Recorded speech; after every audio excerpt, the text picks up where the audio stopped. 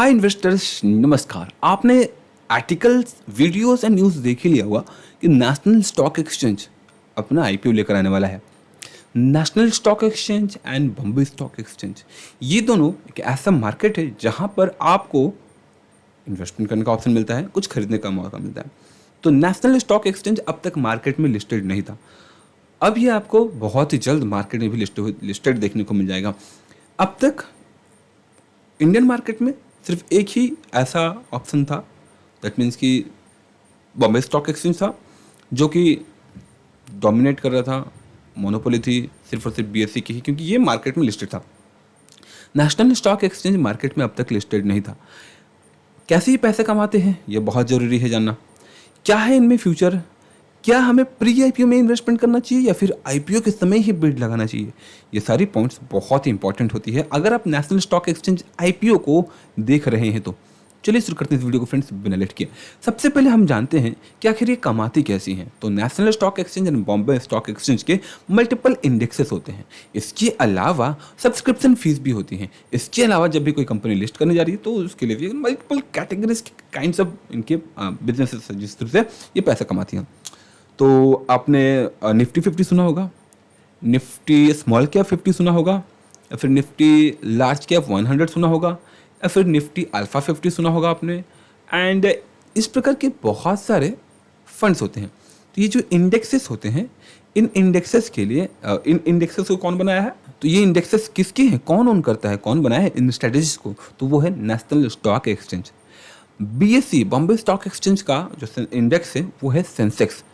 और जैसे Sensex 30 Bombay stock exchange का इंडेक्स है, उसी प्रकार से निफ्टी 50 नेशनल स्टॉक एक्सचेंज का इंडेक्स है।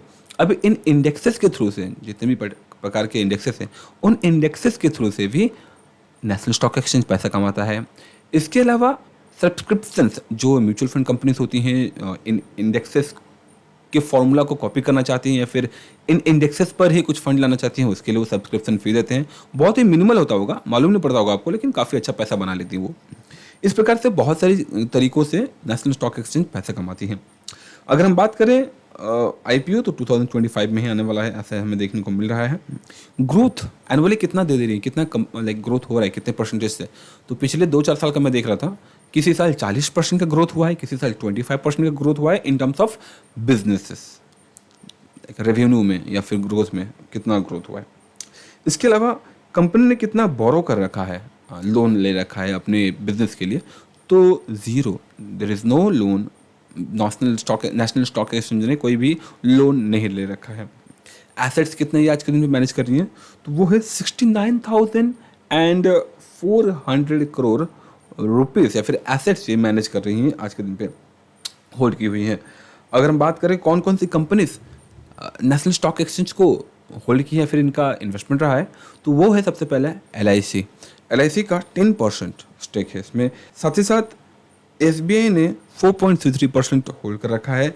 और अगर हम NSE नेशनल स्टॉक एक्सचेंज के रिटर्न्स की बात करें, डायरेक्ट स्टॉक्स की बात करें, तो अप्रॉक्सीमेटली पिछले 1 साल में इसने 105% और पिछले 3 साल में 274% का रिटर्न इसने दे रखा है।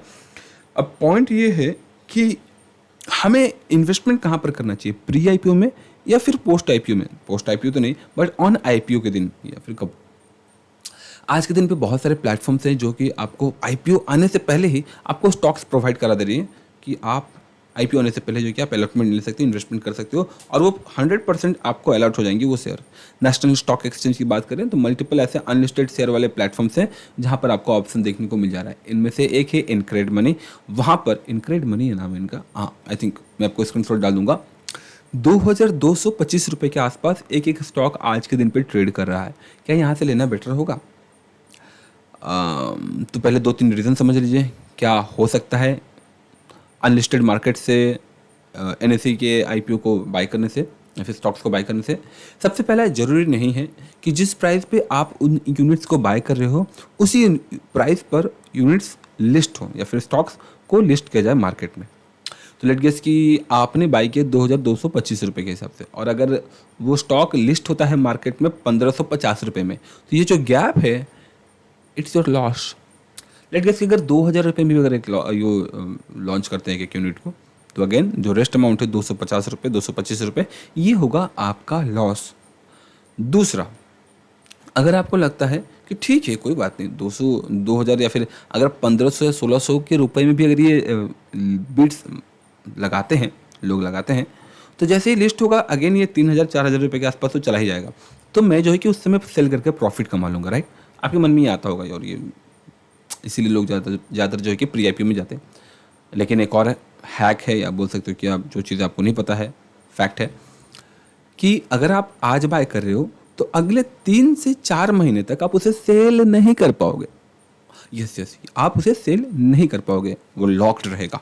अब 3 से 4 महीने के बाद आप जाओ सेल करो। अब समझो कि आपने ले रखा है, आईपीओ गया, आईपीओ लॉन्च हुआ और वो रॉकेट हो गया 4500 को, या फिर 4000 रुपये पर एक यूनिट हमें देखने को मिल गई। हमें लेकिन वेट करना है 3-4 महीने। अब ये तो पता है कि नेशनल स्टॉक एक्सचेंज काफ़ी अच्छा परफॉर्म करेगा, आगे बढ़ेगा, प्राइस इसकी बढ़ेगी आगे जाकर के, लेकिन आप जब 4 महीने के बाद उसे सेल करने जाओगे तो हो सकता है कि वापस बिडिंग प्राइस से भी लोअर प्राइस पे वो चला जाए, या फिर उसके आसपास ही ट्रेड कर रहा हो, अगेन आपका लॉस है।